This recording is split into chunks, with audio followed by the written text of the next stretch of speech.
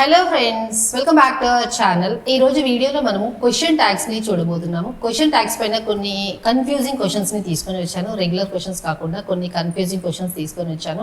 ఈ క్వశ్చన్స్లో మీరు నాతో పాటు సాల్వ్ చేయడానికి ట్రై చేయండి. ఎంతమంది ఎన్ని మార్క్స్ స్కోర్ చేసుకుంటారో నాకు కమెంట్ బాక్స్లో చెప్పడానికి ట్రై చేయండి. సో ఇది మనకి ప్రాక్టీస్ వీడియో అని చెప్పొచ్చు on the topic called question tags. Question tags పైన కూడా మనకి క్వశ్చన్స్ వస్తుంటాయి కాబట్టి దీన్ని మనము నెగ్లెక్ట్ చేయకూడదు. Okay, without wasting further time let's get started. First question ఇక్కడ మనం తీసుకున్నది ఏంటి అంటే, is got a beautiful house. First of all question tag పైన కొద్దిగా చిన్న ఇంట్రడక్షన్ ఇస్తాను, మరి ఎక్కువ టైం తీసుకోకుండా. నేను క్వశ్చన్ ట్యాగ్ అంటే ఏంటి? క్వశ్చన్ ట్యాగ్ ఇక్కడ అంటే ఏంటి అంటే, ఇక్కడ మనకి రెండు ఉంటాయి. ఒకటి స్టేట్మెంట్ ఉంటుంది, ఆ స్టేట్మెంట్కి మనము ట్యాగ్ రాయాలి. రైట్, ఈ స్టేట్మెంట్ ఏంటి అంటే, ఈ స్టేట్మెంట్ ఒకవేళ పాజిటివ్గా ఉంది అనుకోండి, స్టేట్మెంట్ ఎలా ఉండొచ్చు? ఒకటి పాజిటివ్గా ఉండొచ్చు, లేదు అంటే నెగిటివ్గా ఉండొచ్చు. పాజిటివ్గా కనుక క్వశ్చన్ ట్యాగ్ స్టేట్మెంట్ ఉంటే మనకి ట్యాగ్ నెగిటివ్లో రావాలి. నెగిటివ్లో కనుక స్టేట్మెంట్ ఉంటే పాజిటివ్లో క్వశ్చన్ ట్యాగ్ రావాలి. ఇది జనరల్గా అందరికీ తెలిసిన విషయమే, ఇందులో పెద్ద తెలియని విషయం ఏం లేదు. రైట్, సో ఓకే, ఇక్కడ చూడండి is got a beautiful house. అచ్చా, మీకు ఇంకొక పాయింట్ కూడా ఇక్కడ చెప్పాలి నేను. సో ఇది మీకు తెలిసిందే కదా, ఇది ఎరేజ్ చేద్దాం మనం. ఇక్కడ క్వశ్చన్ ట్యాగ్ స్ట్రక్చర్ ఏంటి? క్వశ్చన్ ట్యాగ్ యొక్క స్ట్రక్చర్ ఏంటి అంటే, సబ్జెక్ట్ ఫస్ట్ ఆక్సిలరీ వర్బ్ వస్తుంది, తర్వాత సబ్జెక్ట్ వస్తుంది, తర్వాత క్వశ్చన్ మార్క్. ఇది positive question tag. Positive question tag ఎప్పుడు వస్తుంది మనకి? స్టేట్మెంట్ కనుక నెగిటివ్లో ఉంటే క్వశ్చన్ ట్యాగ్ పాజిటివ్లో వస్తుంది. ఒకవేళ స్టేట్మెంట్ కనుక మళ్ళీ చెప్తాను, స్టేట్మెంట్ పాజిటివ్లో ఉంటే క్వశ్చన్ ట్యాగ్ నెగిటివ్లో వస్తుంది, స్టేట్మెంట్ నెగిటివ్లో ఉంటే క్వశ్చన్ ట్యాగ్ పాజిటివ్లో వస్తుంది. రైట్, ఇంకొకటి చూద్దాం. Auxiliary verb plus not plus subject, caps ఏముండవు, నేను జస్ట్ అలా రాస్తున్నాను, ప్లస్ నాట్. ఇది ఏంటి అంటే, నాట్ ఉంది కదా, ఇది negative question tag. Negative question tag ఎప్పుడు వస్తుంది మనకి? ఇది పాజిటివ్ క్వశ్చన్ ట్యాగ్ ఎప్పుడు వచ్చింది? స్టేట్మెంట్ నెగిటివ్లో ఉన్నప్పుడు వచ్చింది. నెగిటివ్ స్టేట్మెంట్ ఉంటే పాజిటివ్ క్వశ్చన్ ట్యాగ్ వచ్చింది. నెగిటివ్ క్వశ్చన్ ట్యాగ్ ఎప్పుడు వస్తుంది? పాజిటివ్ స్టేట్మెంట్కి వస్తుంది. ఇది క్లియర్. అయితే ఇక్కడ మనకి ఆక్సిలరీ వర్బ్ ఉంది. ఇన్ కేస్ ఆక్సిలరీ వర్బ్ లేకుండా ఏదన్నా సెంటెన్స్ ఆ స్టేట్మెంట్ వచ్చింది అనుకోండి, దానికి క్వశ్చన్ ట్యాగ్ని ఎలా ఫామ్ చేయాలి? ఇప్పుడు నేను ఒక ఎగ్జాంపుల్ చెప్తాను. షీ హ్యాజ్ ఏ కార్ అన్నాను. Next is going to cinema or college, ఏదైనా చెప్పాను, కాలేజ్. ఇక్కడ చూడండి, ఇక్కడ హ్యాజ్ అనేది ఒకటే వర్బ్ ఉంది. ఎప్పుడైతే సెంటెన్స్లో ఒకటే వర్బ్ ఉంటుందో అది మనకి మెయిన్ వర్బ్ లాగా వర్క్ చేస్తుంది. ఎప్పుడైతే సెంటెన్స్లో ఒకటే వర్బ్ ఉందో అది మెయిన్ వర్బ్ లాగా వర్క్ చేస్తుంది. అదే టూ వర్బ్స్ ఉన్నాయి సబ్జెక్ట్ పక్కన ఇమీడియట్లీ అంటే, సబ్జెక్ట్ పక్కన ఇమీడియట్గా ఉన్నది. ఇక్కడ చూడండి, సెకండ్ క్వశ్చన్. ఓకే, ఐ రాసాను, ఇక్కడ హీ రాయాలి. Is going to college. ఇక్కడ ఈ అనేది మనకి సబ్జెక్ట్, ఇది ఒక వర్బ్, ఇది ఒక వర్బ్.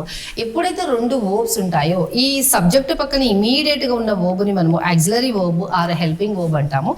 ఈ auxiliary verb or helping verb తర్వాత ఉన్నదాన్ని మనము మెయిన్ వర్బ్ అని చెప్తాము.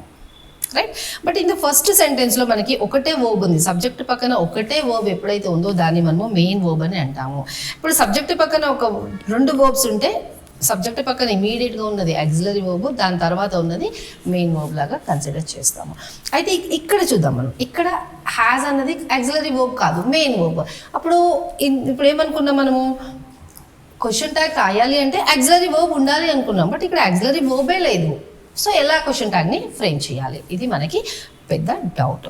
సో ఇక్కడ చూడండి, in the absence of auxiliary verb, if there is no auxiliary verb in a sentence or statement, so అలాంటి టైంలో మనము డూ, డస్, డిడ్ హెల్ప్ తీసుకుంటాము. ఎప్పుడు without helping verb, without helping verb. ఏదైతే సెంటెన్స్ మనకి ఇచ్చారో, ఏదైతే సెంటెన్స్ ఆర్ స్టేట్మెంట్ ఇచ్చారో అందులో హెల్పింగ్ వర్బ్ లేదు. అలాంటి టైంలో మనము క్వశ్చన్ ట్యాగ్ని ఫామ్ చేయడానికి వీటి హెల్ప్ తీసుకుంటాము. క్లియర్ కదా? రైట్, ఇంకొక పాయింట్ కూడా చెప్తాను నేను. ఇక్కడ is, are, am, was or were, ఇవి ఏవైతే ఉన్నాయో వీటిని మనము 2 వేస్లో యూజ్ చేయొచ్చు. ఒకటి హెల్పింగ్ వర్బ్ లాగా ఆర్ ఆక్సిలరీ వర్బ్ లాగా యూజ్ చేయొచ్చు, ఇంకొకటి మనము మెయిన్ వర్బ్ లాగా కూడా యూజ్ చేయొచ్చు. క్లియర్ కదా? సో ఎలా, ఒక ఎగ్జాంపుల్ చూసాం. ఈ is a kind person, is a kind person. ఇంకొక ఎగ్జాంపుల్ చెప్తాను నేను. Is doing or going, going, going, is going. ఇక్కడ చూడండి, ఇక్కడ చూడండి, ఈ అనేది సబ్జెక్ట్. సబ్జెక్ట్ పక్కన మనకి ఎన్ని వర్బ్స్ ఉన్నాయి? ఓన్లీ 1 వర్బ్ ఉంది. ఎప్పుడైతే ఓన్లీ 1 వర్బ్ ఉందో ఆ వర్బ్ని మనము మెయిన్ వర్బ్ లాగా కన్సిడర్ చేయాలి. Yes, that is a main verb only, this is a main verb. So ఇక్కడ అర్థమైంది కదా మనకి. ఇక్కడ ఈజ్ అనేది, ఇక్కడ చూడండి, ఇక్కడ ఈజ్, ఆర్, ఆమ్, వాజ్, వర్, ఇవి ఆక్సిలరీ వర్బ్ లాగా వర్క్ చేస్తాయి అండ్ మెయిన్ వర్బ్ లాగా కూడా వర్క్ చేస్తాయి. ఆల్వేస్ మనం ఇవి ఆక్సిలరీ వర్బ్ అని చెప్పలేము, ఆల్వేస్ ఇవి మనము మెయిన్ వర్బ్ అని చెప్పలేము, depending upon the usage in a sentence. సెంటెన్స్లో మనం ఎలా యూజ్ చేస్తున్నామో దానిపైన డిపెండ్ అయ్యి ఉంటుంది, ఇది ఆక్సిలరీ వర్బ్ లాగా వర్క్ చేస్తుందా అండ్ మెయిన్ వర్బ్ లాగా వర్క్ చేస్తుందా అన్నది మనము డెసిషన్ తీసుకోవాలి. రైట్, నెక్స్ట్ చూడండి, ఈజ్ గోయింగ్. ఈజ్ గోయింగ్, ఇక్కడ ఎన్ని వర్బ్స్ ఉన్నాయి? 2 వర్బ్స్ ఉన్నాయి. ఈజ్ ఉంది, గోయింగ్ ఉంది. Going is also a verb. So ఇక్కడ ఇది సబ్జెక్ట్ కదా, సబ్జెక్ట్ పక్కన ఇమీడియట్గా ఉన్న వర్బ్ని మనము helping verb or auxiliary verb అంటాము, దాని తర్వాత ఉన్నదాన్ని మనము మెయిన్ వర్బ్ అని అంటాము. ఎందుకు మేడం ఇంతగానం చెప్తున్నారంటారా? ఇది ఈ కాన్సెప్ట్ మనకు అర్థమవుతేనే ఇప్పుడు మనం చేయబోయే క్వశ్చన్స్కి ఆన్సర్ మనం చేయగలుగుతాము. అదర్వైజ్ ఏదో బట్టి కొట్టినట్టుగా ఉంటుంది. మనం బట్టి కొట్టి కాంపిటేటివ్ ఎగ్జామ్స్ రాసేది కాదు కదా, మనం కాన్సెప్చువల్గా నేర్చుకోవాలి. సో కాన్సెప్చువల్గా నేర్చుకోవడానికి కొన్ని ట్రిక్స్ మనం తెలుసుకోవడం చాలా ఇంపార్టెంట్. రైట్, సో ఈ పాయింట్ మనకు అర్థమైపోయింది. నెక్స్ట్ మీరు ఒకవేళ స్క్రీన్ షాట్ తీసుకునే వాళ్ళు స్క్రీన్ షాట్ తీసుకోవచ్చు, రన్నింగ్ నోట్స్ మెయింటైన్ చేసుకుంటే బెటరు, లేదంటే స్క్రీన్ షాట్ తీసుకునే వాళ్ళు స్క్రీన్ షాట్ తీసుకోవచ్చు. ఎప్పుడే కానీ గుర్తుపెట్టుకోండి, ఏదైనా ఫ్యాకల్టీ, ఎవరే కానీ నేనే కాదు, ఎవరైనా ఫ్యాకల్టీ చెప్పే రన్నింగ్ నోట్స్ చాలా ఇంపార్టెంట్. ప్రింటెడ్ నోట్స్ మీకు ఎక్కడైనా దొరుకుతుంది. రన్నింగ్ నోట్స్ వచ్చేసి ఎక్స్పీరియన్స్తో రాస్తారు, కొత్త కొత్త పాయింట్స్ ఏమైనా ఉంటే అందులో ఇన్సర్ట్ చేస్తారు, కాబట్టి రన్నింగ్ నోట్స్ కంపల్సరీగా మెయింటైన్ చేయాలి. రైట్, నెక్స్ట్ అన్ని మీరు అడగొచ్చు, మేడం పీడిఎఫ్ ఇచ్చేయచ్చు కదా, ఈ రన్నింగ్ నోట్స్ కూడా ఇది ఇలానే అప్లోడ్ కొట్టేయచ్చు కదా, లేదంటే మేము డౌన్లోడ్ చేసుకుంటామని మీరు అడగొచ్చు. అలా డౌన్లోడ్ చేసుకుంటే మీ ఫోన్లోనో మీ సిస్టంలోనో అక్యుములేట్ అవుతాయి తప్పించి మీ బ్రెయిన్ అందులో యూజ్ అవ్వదు. ఎప్పుడైతే మీరు వీడియో చూసుకుంటూ రాస్తుంటారో అప్పుడు మీ బ్రెయిన్ అప్లికేబిలిటీ అంటే మీ బ్రెయిన్ అప్లై చేస్తుంది అనమాట. ఇది ఉంటే ఇలా చేయాలి, ఇలా ఉంటే ఇలా చేయాలి, మీ బ్రెయిన్ అందులో కొద్దిగా ఇన్వాల్వ్ అవుతుంది.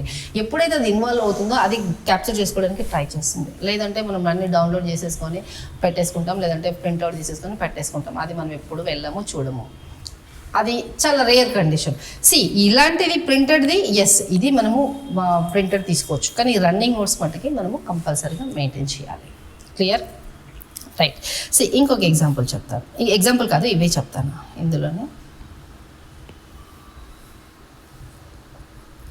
ఇక్కడ ఇంకోటి ఏంటంటే, ఇక్కడ మనం ఏం చూసాము, ఈజ్, ఆర్, వర్, వాజ్, ఇవి చూసాం కదా. ఇవి కాకుండా మనకి హెల్పింగ్ వర్బ్స్ ఇంకా ఉన్నాయి. ఏంటి మేడం అంటారా?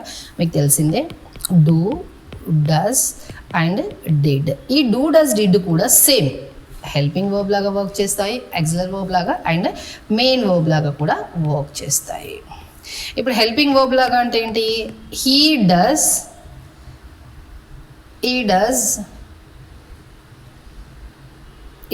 ద వర్క్, అతను వర్క్ చేస్తాడు.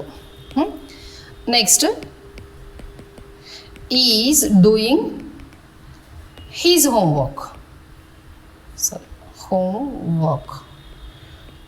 ఇక్కడ చూడండి, ఈ డస్ అనేది ఏంటి?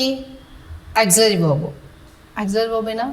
ఇక్కడ వర్క్ ఉంది కదా మేడం, వర్క్ మెయిన్ వర్బ్ కదా అని మీరు అడగచ్చు, కానీ కాదు. చూడండి, ఇక్కడ డస్ అనేది మెయిన్ వర్బ్. ఎందుకు మెయిన్ వర్బ్ అంటున్నాను? ఇక్కడ ఆల్రెడీ వర్క్ ఉంది కదా, వర్క్ మెయిన్ వర్బ్ కదా మేడం అని మీరు అనొచ్చు, కానీ దానికన్నా ముందు దా ఉంది. ఆర్టికల్ దా ఎప్పుడు పెడతాం మనము? ఆర్టికల్స్ ఏదైనా ఏ అండ్ దా ఎప్పుడు పెడతాము? అది నౌన్ ముందు పెడతాము. అంటే ఇక్కడ ఈ వర్క్ అనేది మనకి నౌన్ లాగా వర్క్ చేస్తుంది. సో ఇది ఒకటే వర్బ్ ఉంది కాబట్టి ఇది మనకి main verb.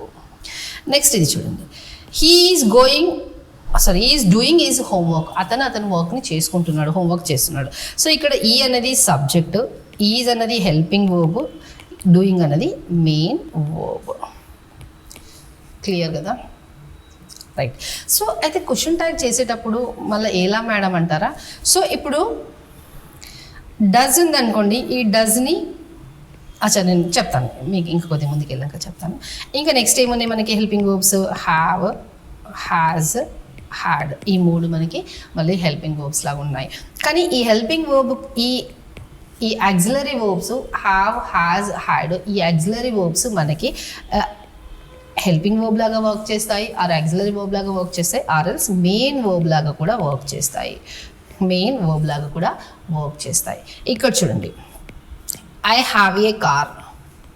I have a car. I am having fever. I'm having fever అంటే ఐఎమ్ సఫరింగ్ ఫ్రమ్ ఫీవర్. ఇక్కడ చూడండి, ఐ అనేది సబ్జెక్ట్ పక్కన ఉన్నది ఏంటి మనకి? వర్బ్. కానీ ఎన్ని వర్బ్స్ ఉన్నాయి? ఓన్లీ వన్ వర్బ్ ఉంది. ఓన్లీ వన్ వర్బ్ ఉంటే అది మనకి మెయిన్ వర్బ్. ఇక్కడ ఐఎమ్ హ్యావింగ్ ఫీవర్ అంటే ఐఎమ్ సఫరింగ్ ఫ్రమ్ ఫీవర్. ఇక్కడ చూడండి, ఐ అన్నది సబ్జెక్ట్, ఐఎమ్ అన్నది ఆక్సిలరీ వర్బ్, హ్యావింగ్ అన్నది మెయిన్ వర్బ్. అంటే ఇక్కడ హ్యావింగ్ ఇక్కడ హ్యావ్ వచ్చేసి ఆక్సిలరీ వర్బ్ లాగా వర్క్ చేస్తుంది, ఇక్కడ హ్యావ్ వచ్చేసి హ్యావింగ్ అంటే ఇంగు ఫామ్ అది, ఇక్కడ వచ్చేసి మెయిన్ వర్బ్ లాగా వర్క్ చేస్తుంది.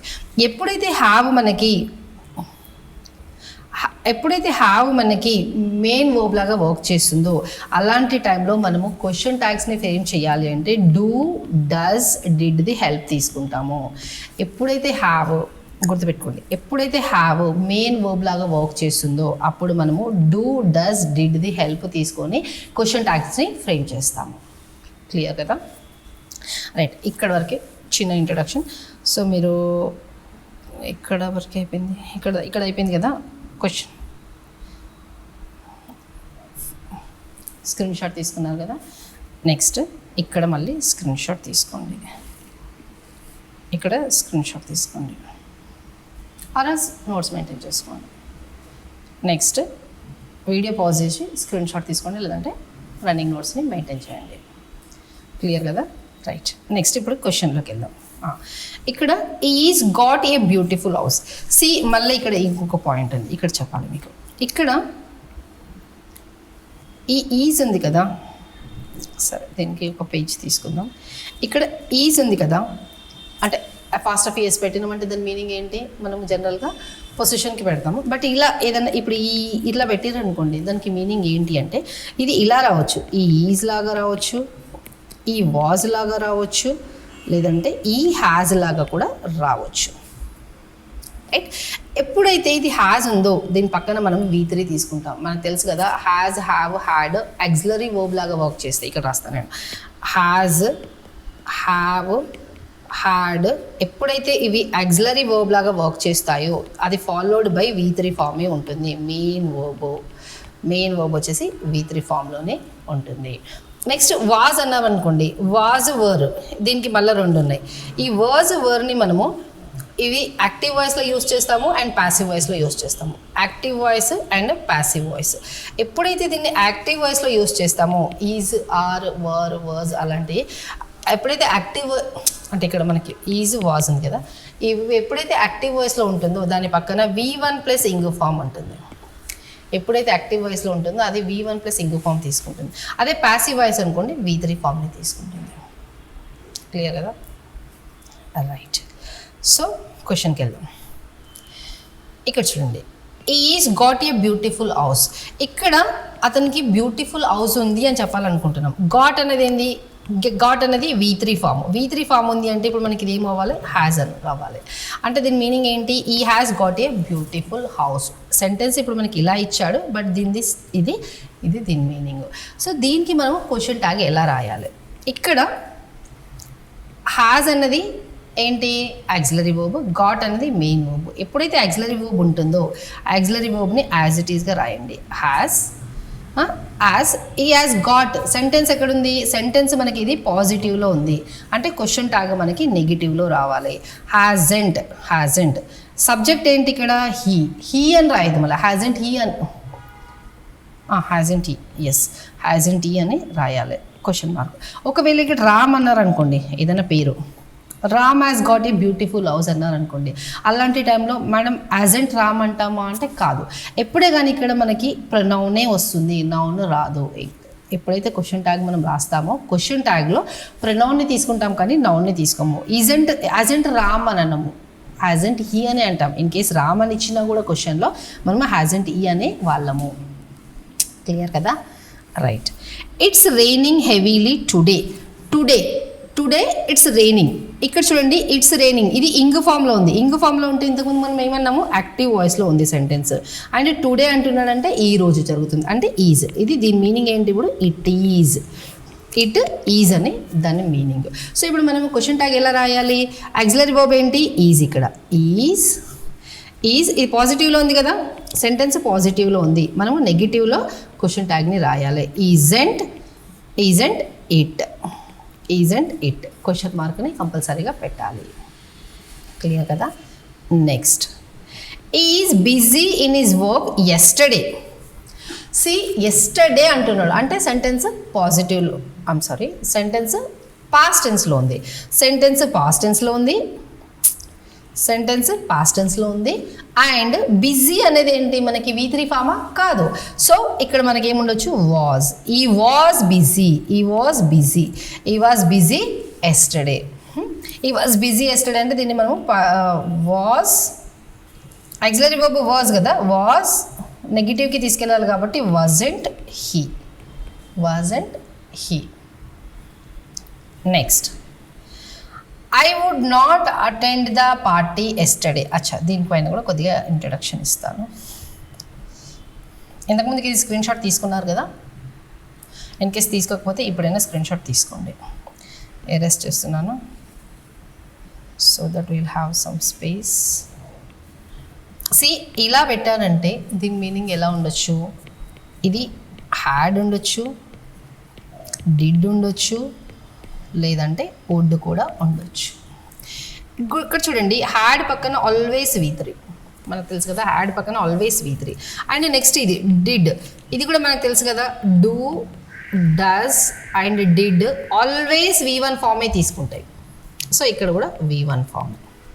వుడ్ అనేది ఏంటి, మోడల్ వర్బ్స్ వుడ్, విల్, ఇలా చాలా ఉంటాయి. Will, would, shall, should, could, can, could, may, might, ought అలాంటివన్నీ మనకి మోడల్ వర్బ్స్లో వస్తాయి.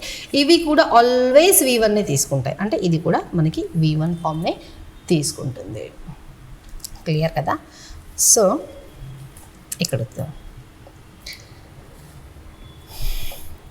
ఇక్కడ ఎస్టర్డే అంటున్నాడు. ఎస్టర్డే అంటే మనకి ఏం రావచ్చు, ఎస్టర్డే అంటున్నాడు అంటే హ్యాడ్ కూడా ఎస్టర్డేలో రావచ్చు, వుడ్ కూడా ఎస్టర్డేలో రావచ్చు, అండ్ డిడ్ కూడా ఎస్టర్డేలో రావచ్చు. No doubt. ఈ యాడ్ వచ్చిందంటే V3 రావాలి, కానీ ఇక్కడ అటెండ్ అనేది V3 కాదు. సో ఇది కట్ అయిపోయింది మనకి. అండ్ డిడ్ అండ్ వుడ్ అనే రెండు ఉన్నాయి. వుడ్ని మనము జనరల్గా I would not attend the party yesterday అని అలా చెప్పము. ఇది ఇండైరెక్ట్ స్పీచ్లో యూజ్ చేస్తాము. వుడ్ని డైరెక్ట్ స్పీచ్ టు ఇండైరెక్ట్ స్పీచ్కి కన్వర్ట్ చేసేటప్పుడు ఇది వుడ్ని యూజ్ చేస్తాము. అండ్ పొలైట్ రిక్వెస్ట్కి దానికి యూజ్ చేస్తాము. సో ఇక్కడ ఈ వుడ్ కూడా కాదు, అంటే did. I did not attend the party yesterday. So ఈ సెంటెన్స్ని మనము క్వశ్చన్, ఈ స్టేట్మెంట్కి మనము క్వశ్చన్ ట్యాగ్ని ఫ్రేమ్ చేయాలి. ఎలా, యాక్సిలరీ వర్బ్ డిడ్. సెంటెన్స్ ఏంటి, నెగిటివ్లో ఉందంటే మనం పాజిటివ్లో తీసుకెళ్ళాలి. డింట్ ఐ, సబ్జెక్ట్ ఏంది ఐ కదా, Didn't I? I did not attend the party yesterday. I'm sorry, didn't చెప్పాను. Did I? Did I is the right answer. Clear కదా. Next, I would like to have tea rather than coffee. ఇక్కడ నేను ఏం చెప్తున్నాను, నాకు tea కావాలి rather than coffee వద్దు కానీ టీ కావాలి అని చెప్పాలనుకుంటున్నాను. సో అలాంటి టైంలో ఇక్కడ ఇది ఏముండొచ్చు, వుడ్ ఉండొచ్చు, హ్యాడ్ ఉండొచ్చు అండ్ డిడ్ ఉండొచ్చు. నేను నా ఇష్టంది చెప్పాలనుకుంటున్నాను, నాకు టీ కావాలి కాఫీ వద్దు అంటే ఇదేంటి, ఒక జనరల్ స్టేట్మెంట్, జనరల్గా జరిగేది. సో పాస్ట్ టెన్స్లో వెళ్ళదు అంటే డిడ్ రాదు. హ్యాడ్ అంటే ఇక్కడ V3 లేదు, సో ఇది కూడా రాదు. ఇది టు హ్యావ్ అనేది ఏంటి అంటే మనకి ఇన్ఫినిటివ్. సో లైక్ అనేది మనకి మెయిన్ వర్బ్ ఇక్కడ. సో ఇక్కడ మనము I would like to have tea rather than coffee.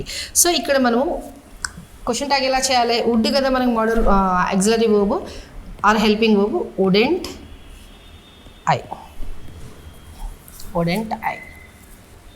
క్లియరా. నెక్స్ట్, ఇది స్క్రీన్ షాట్ తీసుకున్నారు కదా, రైట్. ఈ వుడ్ కంప్లీటెడ్ ద, ఈ వుడ్ ఆర్ కుడ్ ఆర్ మనకు తెలియదు, అనాలిసిస్ చేద్దాము. Completed the work on time. ఇక్కడ చూడండి, కంప్లీటెడ్ అంటే ఏంటి, ఇది V3 అంటే మనకి ఏముండాలి, హ్యాడ్ ఉండాలి. సో ఈ హ్యాడ్ కంప్లీటెడ్ ద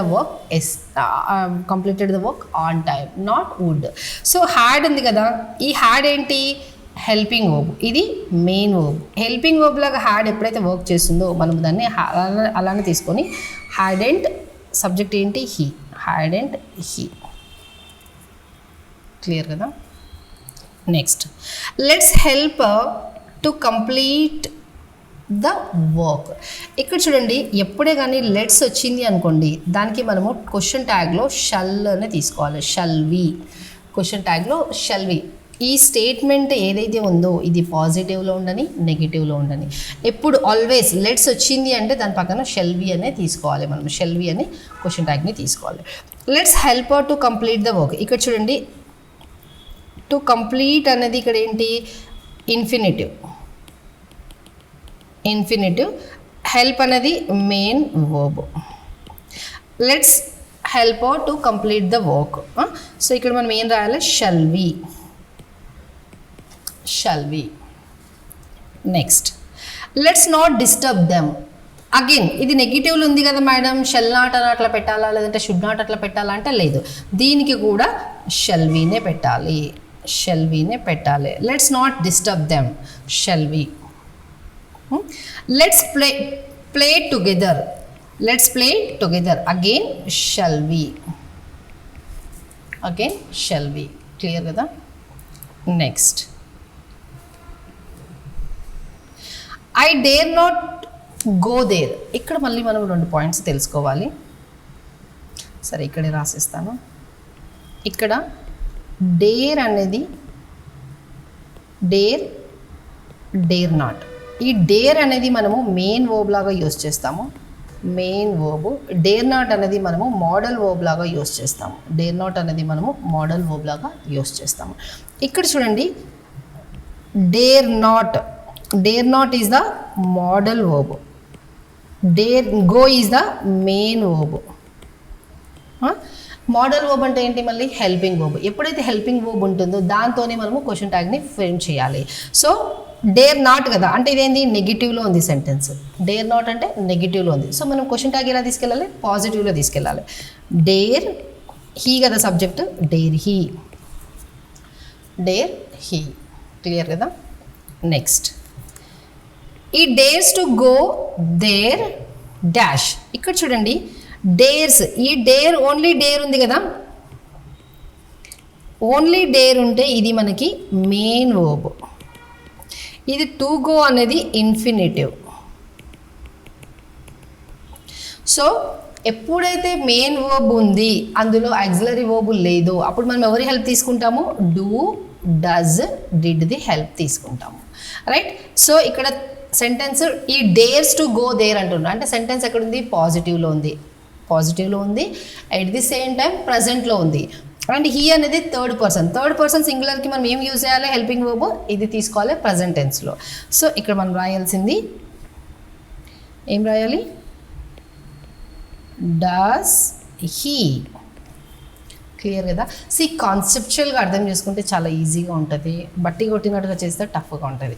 చూడండి, అందుకని నేను మ్యాక్సిమం మీకు అర్థం చేయించడానికి ట్రై చేస్తున్నాను, అండర్లైన్ చేసి సర్కిల్ చేసి అలా చేసి, సో దట్ మీరు ఈ లాజిక్ని మీరు ఎలాంటి క్వశ్చన్ వచ్చినా కూడా అందులో అప్లై చేయగలిగితే మీ కాన్సెప్ట్ ఎప్పుడైతే ఆ కాన్సెప్ట్ క్లియర్ అవుతుందో అప్పుడు మీరు అప్లై చేయగలుగుతారు, మీరు స్కోర్ చేసుకోవడానికి మార్క్స్ ఈజీగా ఉంటుంది. క్లియర్ కదా? నెక్స్ట్, ఈ నీడ్స్ ఏ బుక్. ఇక్కడ చూడండి నీడ్స్, ఇక్కడ ఇంకోటి చెప్తాను నేను. నీడ్ అనేది మనకి మెయిన్ వర్బ్ లాగా వర్క్ చేస్తుంది. నీడ్ నాట్ అనేది మోడల్ వర్బ్ లాగా వర్క్ చేస్తుంది. ఇక్కడ చూడండి, ఈ నీడ్స్ అంటే ఇది నీడ్ అనేది మెయిన్ వర్బ్, ఈ నీడ్స్ ఏ బుక్. సో ఎప్పుడైతే మెయిన్ వర్బ్ లాగా నీడ్స్ వర్క్ చేస్తుంది అండ్ ఆక్సిలరీ వర్బ్ లేదు, అలాంటి టైంలో మనం ఎవరి హెల్ప్ తీసుకుంటాము? Modal verb help, do does did ఫ్యామిలీది హెల్ప్ తీసుకుంటాము. హీ అనేది third person singular and sentence ప్రజెంట్లో ఉంది. సో మనము డస్ పాజిటివ్లో ఉంది కాబట్టి నెగిటివ్ తీసుకెళ్ళాలి, డజంట్ హీ. అచ్చా, ఇంతకుముందు ఇది కూడా పాజిటివ్లో ఉంది కదా, సో ఇక్కడ కూడా మనం డజంట్ హీ రాయాలి. డజంట్ హీ పాజిటివ్లో ఉన్నాయి కదా సెంటెన్సెస్, సో పాజిటివ్లో స్టేట్మెంట్ ఉంటే క్వశ్చన్ ట్యాగ్ నెగిటివ్కి వెళ్ళాలి. సో చిన్న మిస్టేక్ అది. Next, I need not ask him. ఇక్కడ చూడండి, నీడ్ నాట్ అన్నది మోడల్ వర్బ్, ఆస్క్ అన్నది మెయిన్ వర్బ్. సో మనం ఏం చేయాలి?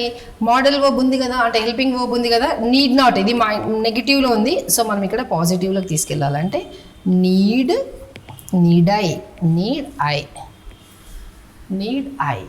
క్లియర్ కదా? క్వశ్చన్ మార్క్ కంపల్సరీగా ఉండాలి. అండ్ ఎప్పుడే కానీ గుర్తుపెట్టుకోండి, క్వశ్చన్ ట్యాగ్ ఎప్పుడు కానీ క్యాపిటల్ లెటర్స్తో స్టార్ట్ అవ్వదు. అండ్ ఈ ప్రొనౌన్ ఏదైతే ఉందో ఇది ప్రొనౌన్ ఎప్పుడు ప్రొనౌన్ లాగానే ఉంటుంది, నౌన్ లాగా రాదు. అండ్ నేమ్స్ కూడా రావు, అండ్ క్యాపిటల్ లెటర్ కూడా రాదు ఇక్కడ. క్లియర్ కదా? Next, I think is right. నేను అనుకుంటున్నాను అతను రైట్ అని, నేను అనుకుంటున్నాను కానీ స్టేట్మెంట్ ఏంటి? ఈజ్ రైట్ అన్నది స్టేట్మెంట్, నేను అనుకోవడం స్టేట్మెంట్ కాదు. సో ఇది మనకి స్టేట్మెంట్. ఇది స్టేట్మెంట్ అయినప్పుడు మనం క్వశ్చన్ ట్యాగ్ దేనికి రాయాలి? స్టేట్మెంట్కి రాయాలి. సో ఈజ్ రైట్ అంటున్నారు కదా, స్టేట్మెంట్ ఎక్కడుంది? పాజిటివ్లో ఉంది. Is a auxiliary verb, isn't he.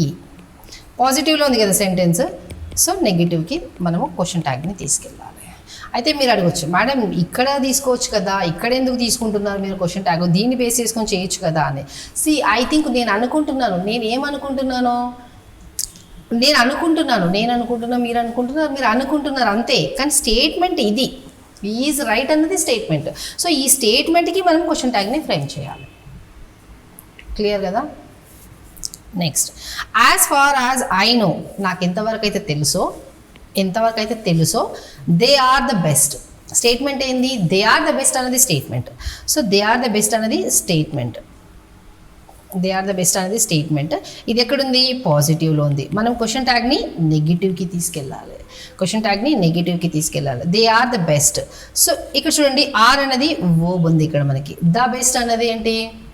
మనకి ఇది వర్బ్ కాదు, ఇది మెయిన్ వర్బ్ లాగా వర్క్ చేస్తుంది. బట్ స్టిల్ ఆర్ని మనం ఇది తీసేసుకుంటాం, ఆర్ అండ్ దే. క్లియర్ కదా? నెక్స్ట్, ఐ హోప్, నేను అనుకుంటున్నాను, నేను ఎక్స్పెక్ట్ చేస్తున్నాను. He does the work on time. Statement ఏంటి? He does the work on time. నేను అనుకునేది, నేను హోప్ చేసేది, నేను ఎక్స్పెక్ట్ చేసేది స్టేట్మెంట్ కాదు. He does the work on time అనేది స్టేట్మెంట్. సో సెంటెన్స్ ఎక్కడుంది? పాజిటివ్లో ఉంది అండ్ ప్రజెంట్లో ఉంది. డస్ ఉంది కదా, స్పెల్లింగ్ పోయింది. Doesn't he. క్లియర్ కదా? Next, I know India will win the match. I know, నేను అనుకుంటున్నాను. ఆర్ నాకు తెలుసు.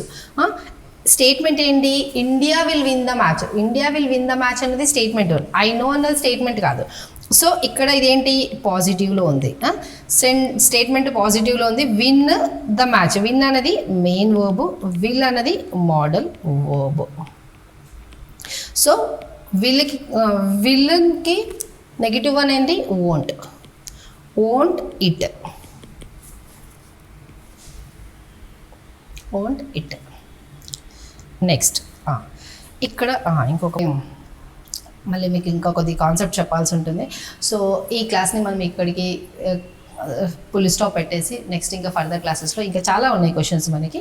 ఫర్దర్ క్లాసెస్లో దీన్ని కంటిన్యూ చేద్దాము. ఒకవేళ ఫ్రెండ్స్ మీకు ఈ క్లాసెస్ కనుక యూస్ఫుల్ అనిపిస్తే ప్లీజ్ లైక్ చేయండి, షేర్ చేయండి అండ్ సబ్స్క్రైబ్ చేసుకోండి. మన యాప్ కూడా ఒకటి లైవ్ అయ్యింది మన గూగుల్ ప్లే స్టోర్స్లో. దాని లింక్ నేను డిస్క్రిప్షన్లో ఇస్తాను. ఆ యాప్ని కూడా మీరు డౌన్లోడ్ చేసుకోండి. అందులో కూడా మీకు క్విజ్ ఉంటుంది and next topic wise questions ఉంటాయి, టెస్ట్ సిరీస్ ఉంటాయి, ప్రీవియస్ ఎగ్జామినేషన్ క్వశ్చన్స్ కూడా కండక్ట్ చేస్తాము. యాక్చువల్లీ రీసెంట్లీగా లాంచ్ అయింది. అందులో వీఆర్ వర్కింగ్ ఆన్ ఇట్. కొన్ని మేము అప్డేట్ చేస్తూ ఉంటాము. అవన్నీ మీకు యూస్ఫుల్ అవుతాయి. అట్ ది సేమ్ టైం మనం పెయిడ్ క్లాసెస్ని కూడా అనౌన్స్ చేయబోతున్నాము. ఒకసారి మీరు యాప్లో వెళ్ళి అక్కడ చూస్తే కనుక మీకు కంప్లీట్ డీటెయిల్స్ తెలిసిపోతాయి. Okay friends, thank you friends, have a great day.